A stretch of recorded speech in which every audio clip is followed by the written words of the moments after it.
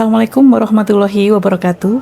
Perkenalkan, saya Nur Ida Pancanugrahini, salah satu dosen di program studi Bioteknologi, Fakultas Teknologi Agroindustri dan Biosistem, Universitas Brawijaya. Pada kesempatan kali ini, izinkan saya untuk memaparkan pernyataan diri dosen dalam unjuk kerja Tridharma Perguruan Tinggi, khususnya pada bidang pengajaran. Salah satu mata kuliah yang saya ampu secara tim teaching adalah Bioteknologi Lingkungan. Mata kuliah ini saya ampu bersama dengan Ibu Mufidah Afiatni PhD.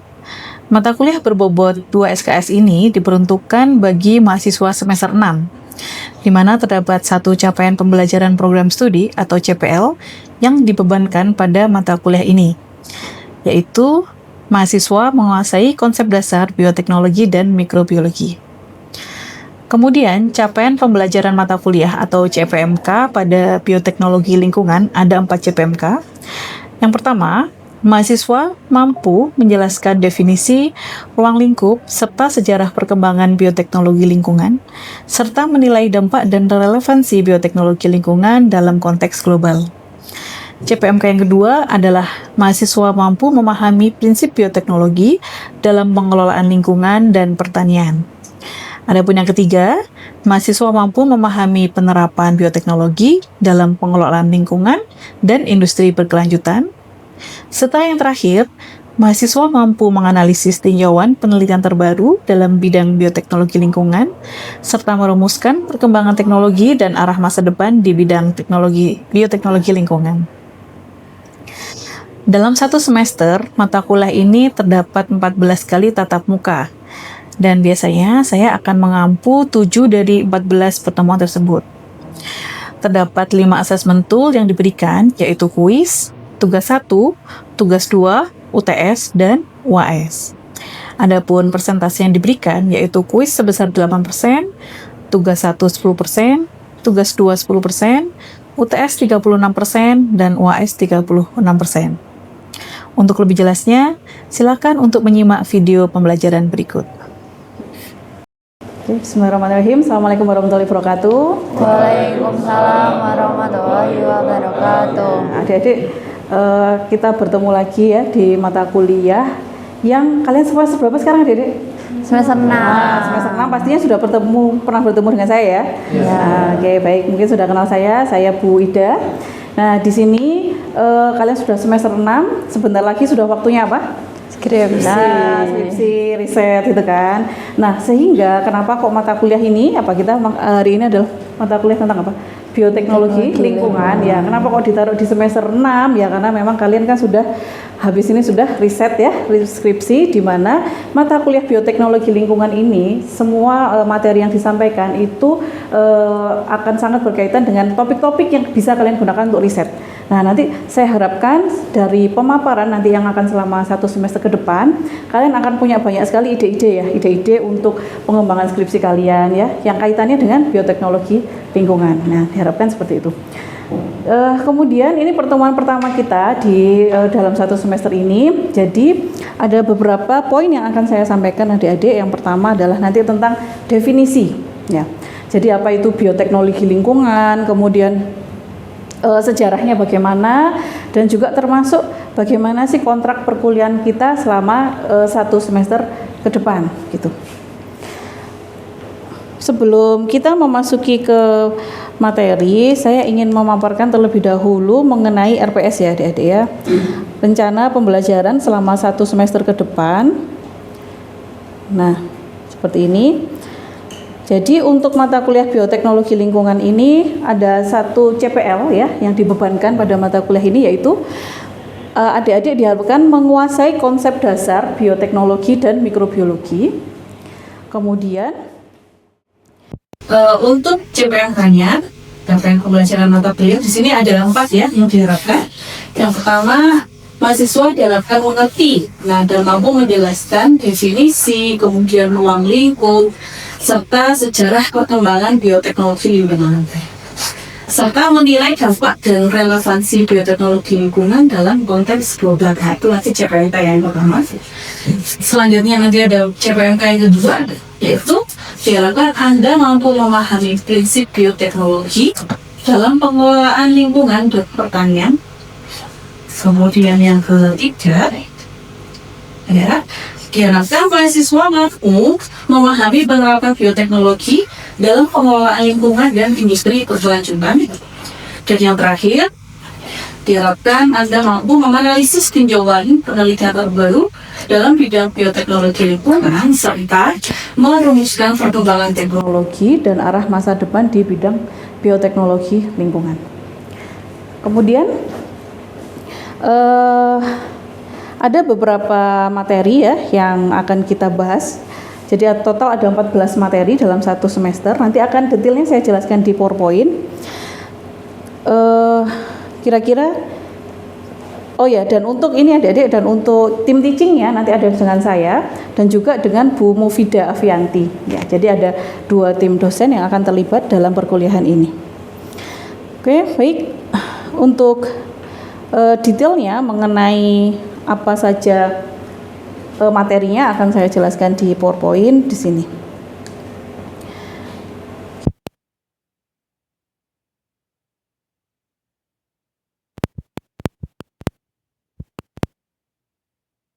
Cerita dulu adik-adik. Siapa yang di sini yang asli Malang? Ada? Ada yang asli Malang? Oh ya, Fatia, Benaya. Oh, Caca juga asli Malang ya. Kalian lahir tahun berapa sih, Dek? 9 berapa? 2005. 2000-an ya. Oh, berarti kalian tidak mengalami masa-masa tahun 90-an ya. Nah, di mana tahun 90-an waktu itu saya sekitar SD, kalian kalian masih jadi apa itu ya? Nah, waktu itu tahun 90-an, saya waktu itu SD, yang namanya hujan ya, ketika hujan, Malang itu hujan, yang namanya genteng itu bunyi kletek. Ya, apa kira-kira? yaitu es, ya, benar, literally es, bongkahan es, bukan hanya Batu, bukan batu apa, tapi literally es ya. Jadi ketika hujan, genteng di rumah saya itu bunyi kletek-kletek ya. Kemudian kalau kita lihat di halaman, di rumput ya, di rumput-rumput di depan rumah itu juga itu banyak bongkahan-bongkahan es. Nah, waktu itu kecil iseng aja nyemilin es gitu kan. Nah, tapi apa yang terjadi sekarang? Apakah masih kita jumpai hujan es seperti itu? Nggak ada kan? Bahkan yang dulu Malang tuh terkenal dingin, mungkin Malang hanya dingin ya pas sekarang ini kan ya, ketika maba mau datang itu baru dingin. Di luar itu panas ya, Dede ya. Nah, itu terjadi perubahan cuaca ya, dari Malang seperti dulu seperti itu, sekarang seperti ini. Nah, itu merepresentasikan bahwa sudah terjadi perubahan cuaca ya, baik itu terjadi lokal di Malang maupun di Jawa Timur, atau yang lebih luasnya lagi di nasional, bahkan di level global, di internasional begitu. Bahkan kita jumpai beberapa beberapa daratan itu sekarang sudah hilang. Ada berita ya, sempat viral waktu itu di daerah Sumeneb, saya lupa detailnya ya. Dibandingkan Google Map ya, ada suatu rumah dibandingkan Google Map antara awal tahun 2000-an dengan sekarang 2026 itu sudah jauh sekali perbedaannya. Di mana yang dulu terlihat di Google Map itu rumahnya masih 2 lantai, dan sekarang dilihat di Google Map rumahnya tinggal 1 lantai. Apa yang terjadi? Oh, ternyata rumah itu terkikis ya, daratan-daratan mulai terkikis, istilahnya bahasa Jawanya, ambles ya, turun gitu. Nah, kenapa turun? Macam-macam ya terjadi. Air laut mulai es di kutub utara maupun selatan kan mulai banyak yang cair ya kan, sehingga air lautnya naik begitu. Nah, akhirnya apa? Daratan-daratan tadi mulai banyak yang hilang gitu.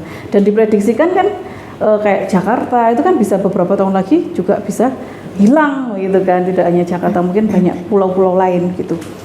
Nah, itu tidak hanya cerita ya, bukan hanya cerpen, tapi benar realita terjadi begitu. Bahkan diprediksi adik-adik di beberapa tahun ke depan itu kita akan sulit tidur. Kenapa? Panas diprediksi kita hanya bisa tidur setelah subuh, karena memang udara sangat tidak bersahabat gitu. Nah, kira-kira nih ya, kira-kira ada yang tahu nggak, kira-kira apa sih yang menyebabkan kok terjadi perubahan cuaca ya, lingkungan kita itu yang tadinya mungkin nyaman ya sekarang kok jadi seperti ini? Kira-kira ada yang tahu nggak kenapa? Oh ya, Fatia, gimana menurut Fatia? Baik, menurut saya sendiri, mengapa lingkungan itu bisa berubah? Nah, salah satu penyebabnya itu bisa dihasilkan dari polusi yang ada dari kegiatan manusia maupun industri dan lain-lain, Bu. Nah, ya, bagus. Terima kasih Fatia. Jadi tadi Fatia menyampaikan perubahan itu bisa terjadi karena apa? Polusi. Nah, kalau menurut Fatia nih, kira-kira polusi apa aja sih yang banyak terdapat di lingkungan tuh? Polusi sendiri itu bisa disebabkan dari polusi udara, polusi air, seperti itu, Bu, dan juga tanah. Tanah ya. tentunya. Ya, jadi betul sekali yang disampaikan Fatia. Salah satu penyebab ya adalah polusi ya, polusi yang luar biasa terjadi besar-besaran, baik itu apa tadi Fatia, di air, tanah ya, dan apa udara. Nah, betul. Nah, coba kita lihat di sini. Yang pertama, polusi udara. Nah, kita lihat apa sih penyebab polusi udara? Emisi kendaraan bermotor. Ya. Bagaimana emisi kendaraan bermotor itu mengandung gas apa, Adik-adik? CO ya kan, CO, NOx, partikulat. Ya. Kemudian emisi industri pabrik. Kemudian pembakaran biomasa. Aduh, saya paling sebel ya kalau pagi-pagi masih udaranya bersih. Kemudian ada tetangga yang membakar sampah gitu kan.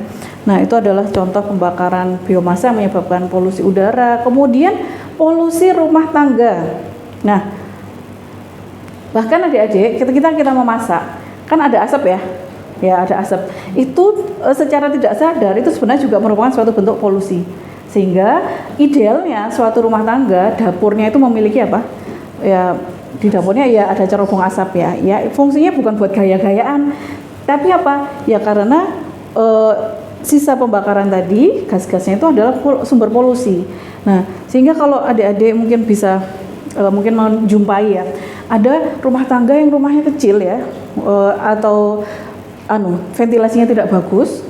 Nah, dan di situ ada anak kecil, ada lansia yang sering kali kena sakit pernafasan, saluran pernafasan atas ya, misalkan pneumonia, ya batuk pilek yang berkepanjangan. Coba dicek lagi, barangkali di situ di dapurnya tidak ada ventilasi yang bagus, sehingga di rumah tuh kalau bahasa Jawanya mulek ya. Mulek itu apa? Asapnya itu kemana-mana, ya udah di rumah itu kan, dimana asap itu adalah sumber polusi udara yang bisa menyebabkan efek tidak bagus bagi manusia. Nah, itu adalah polusi udara. Nah, apa akibatnya? Tadi sudah saya sampaikan, gangguan pernafasan, mungkin yang dikit-dikit batuk, pilek, asma, bronkitis, pneumonia. Nah, coba dicek, jangan-jangan kita sudah sering kali terpapar dengan polusi udara. Gitu. Kemudian kerusakan lingkungan ya, akibatnya adalah kerusakan lingkungan tanaman, hutan ya. Kemudian ada efek gas rumah kaca. Nah, inilah yang menyebabkan iklim itu sudah berubah ya dari yang beberapa tahun yang lalu. Dan juga, nah ternyata paparan jangka panjang itu menyebabkan penyakit kardiovaskuler. Apa? Yaitu penyakit yang berhubungan dengan kesehatan jantung ya. Seperti stroke juga berhubungan ya, dan penyakit jantung. Nah, kemudian sebagaimana tadi disampaikan Fatia, ada juga polusi tanah. Ya, tadi bukan hanya udara ya, juga polusi tanah. Ya, apa penyebab polusi tanah? Banyak sekali. Limbah industri ya yang langsung aja dibuang tanpa ada penyaringan atau filtrasi. Ya, misal ini adik-adik, dulu bimbingan saya skripsi, ada yang meneliti limbah dari tahu ya, limbah dari tahu dan dari tempe ya.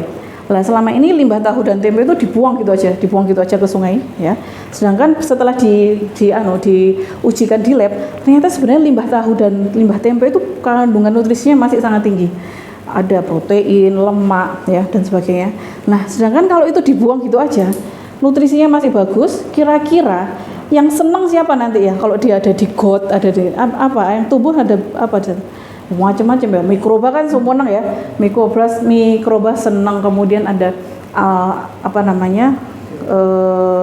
alga suka semua, dan akhirnya menyebabkan apa, bau ya, timbul bau yang busuk ya, kemudian di tanahnya juga bisa tercemar. Nah, itu adalah penyebab polusi tanah ya, adanya limbah industri, pembuangan sampah, pestisida, herbisida.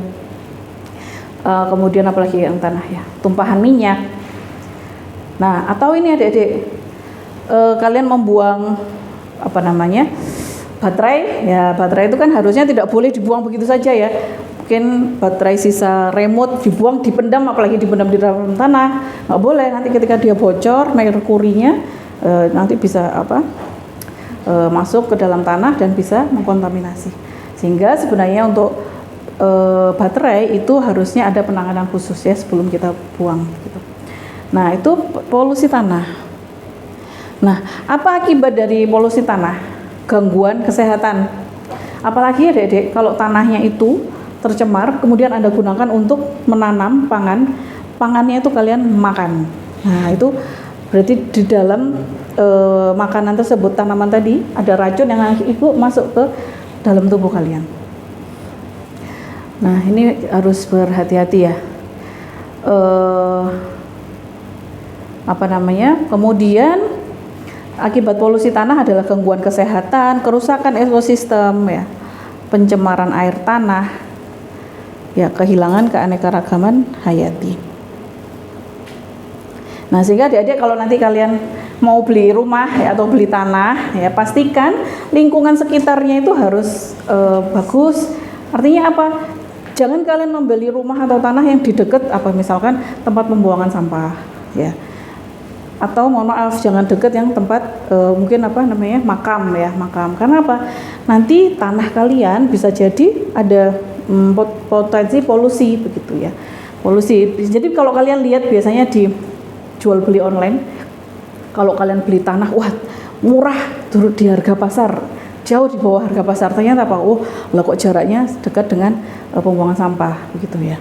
Nah, itu kita harus hati-hati karena potensi untuk polusi sangat tinggi. Kemudian berikutnya adalah polusi air ya.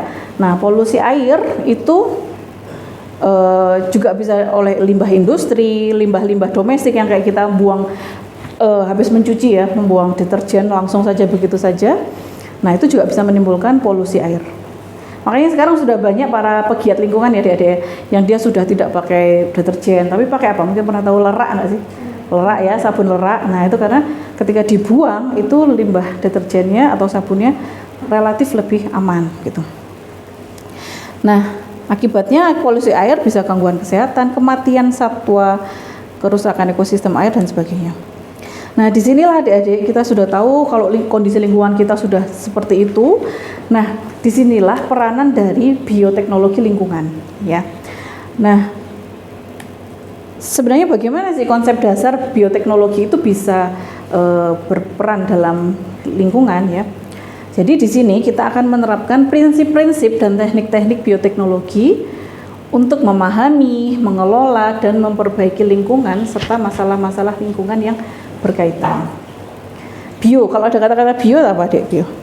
Makhluk hidup ya. Jadi di sini memang kita memanfaatkan makhluk hidup dan produk-produk yang dihasilkannya.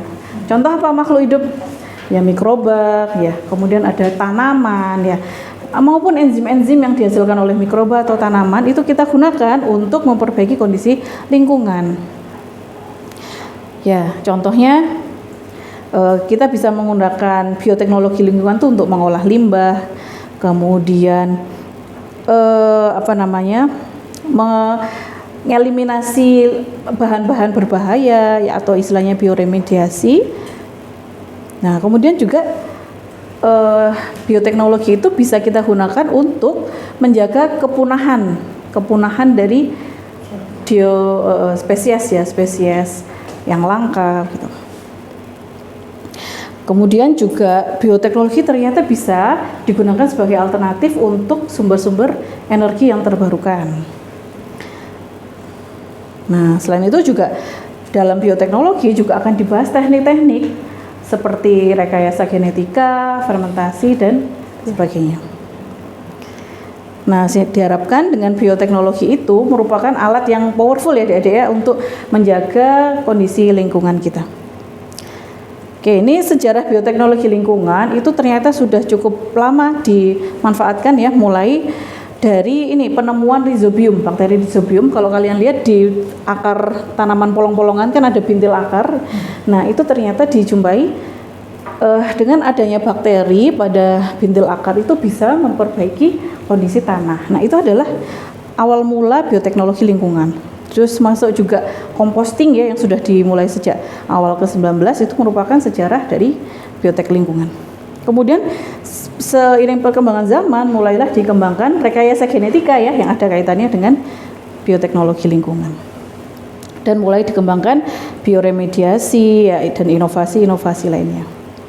Oke, jadi itu adalah definisi dan sejarah bioteknologi lingkungan adik-adik.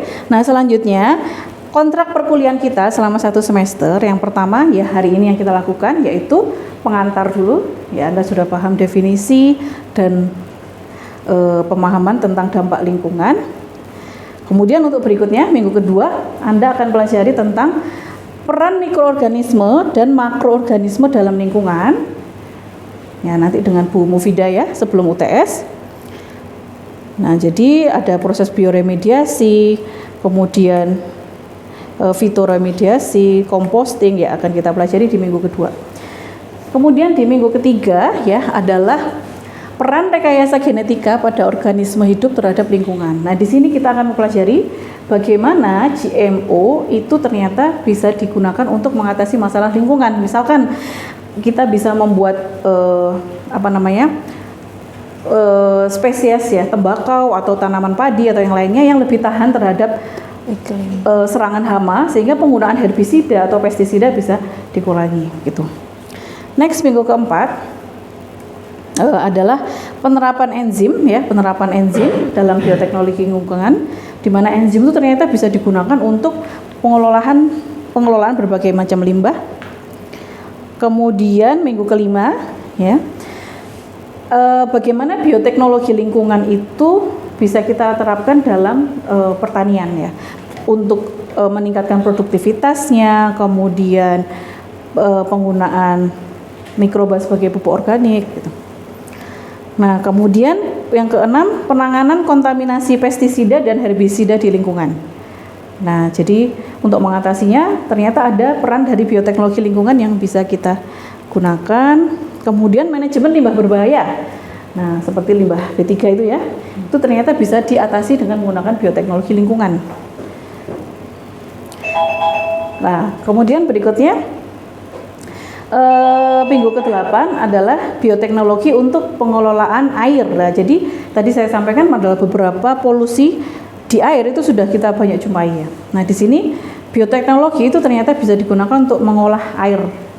Ya, jadi kita bisa memanfaatkan mikroorganisme adik-adik biar tidak terjadi kontaminasi atau polusi di air.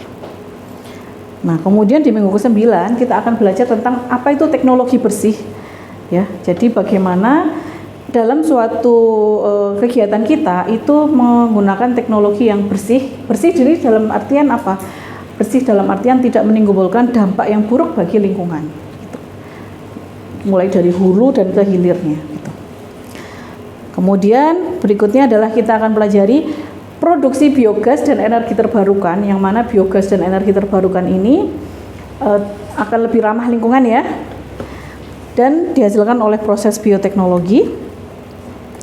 Kemudian yang minggu ke-11, nah ini juga sangat menarik, kita akan belajar tentang biosensor ya, jadi bagaimana kita memanfaatkan biosensor itu untuk memonitor lingkungan. Ya, misal membuat pemantauan suhu atau perubahan pestisida ya, perubahan pestisida di tanah, kadar pestisida di tanah itu bisa kita gunakan melalui sensor biologis. Oke, kemudian yang ke-12, peran bioteknologi dalam fenomena climate change ya, atau perubahan iklim. Bagaimana nanti kita pelajari apa itu fenomena climate change, penyebabnya, dampaknya, dan bagaimana bioteknologi mengatasi climate change tersebut. Kemudian yang ke-13, ini teori yang terakhir, yaitu tentang aplikasi bioteknologi dalam konservasi biodiversitas. Jadi untuk mengatasi kepunahan ya dari spesies-spesies yang terancam punah. Nah, yang terakhir nanti kalian ada presentasi adik-adik ya tentang riset terkini dan arah perkembangan bioteknologi lingkungan. Nah, berikut adalah assessment tool yang akan digunakan. Ada kurang lebih 5 assessment tool. Ada kuis, tugas 1, kemudian UTS, UAS, dan tugas 2. Berikut adalah CPMK yang dibebankan beserta persentasenya, yang dimana total adalah 100%. Ya, saya harapkan adik-adik bisa mengikuti perkuliahan semuanya selama 14 perkuliahan dari awal sampai akhir, agar semua CPMK-nya bisa tercapai.